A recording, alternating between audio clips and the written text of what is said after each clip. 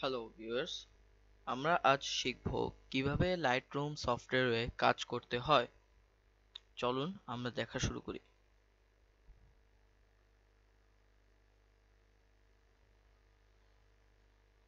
হ্যাঁ, এখন আমরা রয়েছি লাইটরুম সফটওয়্যারের মধ্যে। আমি এর পূর্বেই কাজ শুরু করার পূর্বেই কিছু ছবি অ্যাড করে রেখেছিলাম বা ইম্পোর্ট করে রেখেছিলাম। সেগুলোর মধ্যে থেকে একটি দিয়ে আমরা কাজ শুরু করতে পারি। তবে চলুন আমরা পরিচয় হয়ে নিই কোন ট্যাব কি প্রকাশ করে। এটা হচ্ছে লাইব্রেরি, এখানে সকল ছবি একত্রে থাকে।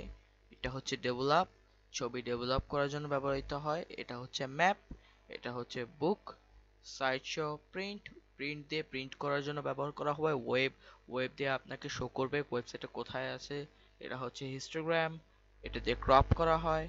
ওভার স্পট রিমুভাল, এটসেট্রা বিভিন্ন টুলস রয়েছে।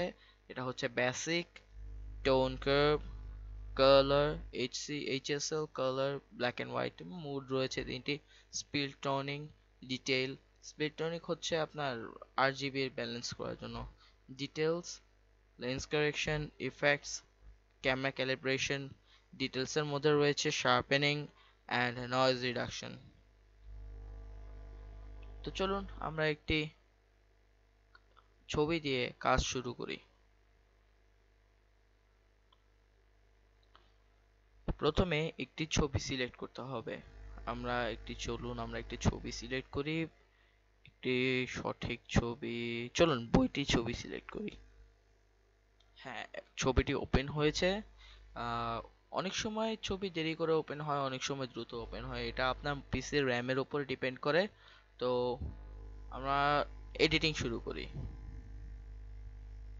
তো কালার, হাইলাইটস কমাবো। হ্যাঁ, হাইলাইটস কমায় দেওয়া যায়।